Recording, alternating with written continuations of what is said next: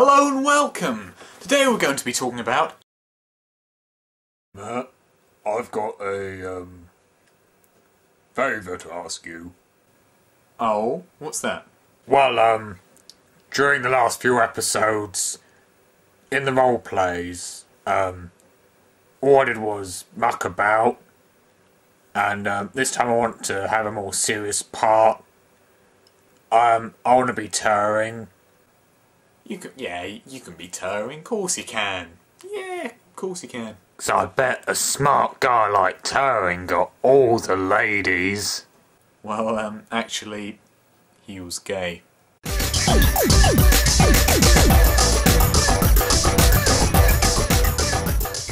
Alan Turing was a mathematician, logician, cryptanalyst, and computer scientist. Unfortunately, we don't have enough time to look at everything Turing did in great detail. We're going to be focusing on his Turing test, which is to do with artificial intelligence, as well as doing work on artificial intelligence, such as his hypothetical Turing machine, which there are lots of videos about on YouTube if you wish to have a look at that and see how it works. He also did work on deciphering the Enigma code, which was the German code in World War II. So, the Turing test. What is the Turing test? Well, Turing proposed his test to sidestep the question, can machines think? Which he regarded as too imprecise to be worth addressing. But the test is now widely accepted as the criterion by which to judge whether a computer program is able to think, or has a mind, or shows intelligence. The test was based on a party game called the Imitation Game. It requires an interrogator to communicate with a human and a machine, both physically separated from her, by some form of electronic link. She can ask any question in order to distinguish the machine and the human, and if after a certain period of time she is unable to do so, the machine is said to have passed the test. However, it is not always that simple, as the machines are often programmed to appear as if they were humans. So for example, if you were asking the question, what is 50 times 84? You'd think, the computer would work that out really quickly and get it right, and the human would take ages and get it wrong.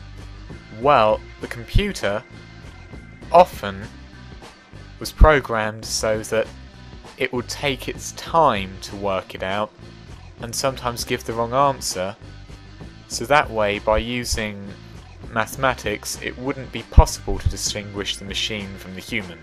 The only way to distinguish between the human and the machine would be through whether their wording and their sentences made sense to the conversational context which you presented it with. For example, if you said, nice weather today, and you got the reply, I do like ice cream, you'd probably imagine that would be the computer, because it had absolutely nothing to do with what you were speaking about.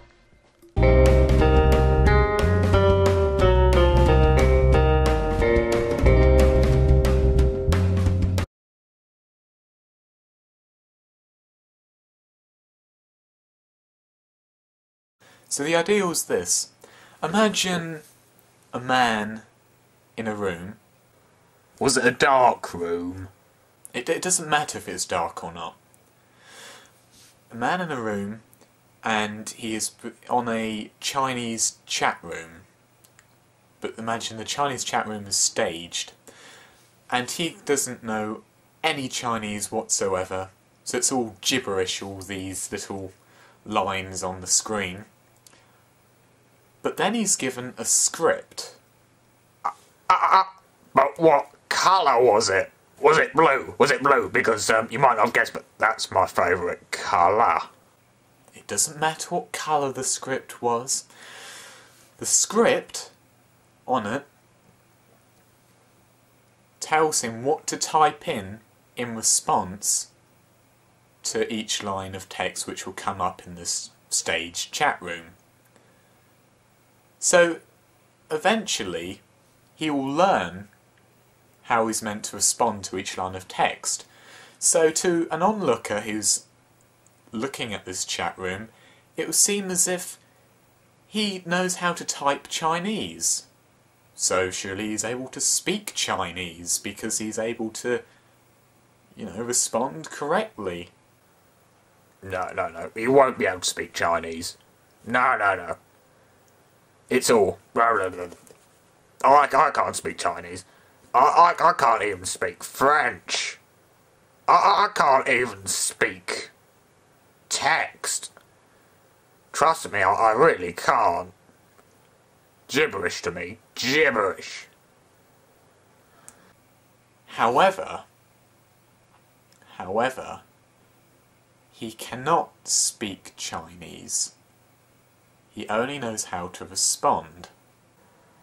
I've got a better example.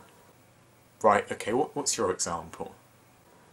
It's a bit like when you try and do the crossword, and you obviously fail because it's impossible! And then you, next day look at the cheat sheet, and you write down all these words which you don't have a clue what they mean, and, yeah, because you wouldn't have been thinking, would you? You'd just be writing it down. Yeah. So the question is that thinking? Is responding to... is giving correct outputs to an input the only part of human thinking? Because if so, computers soon will be completely thinking, won't they?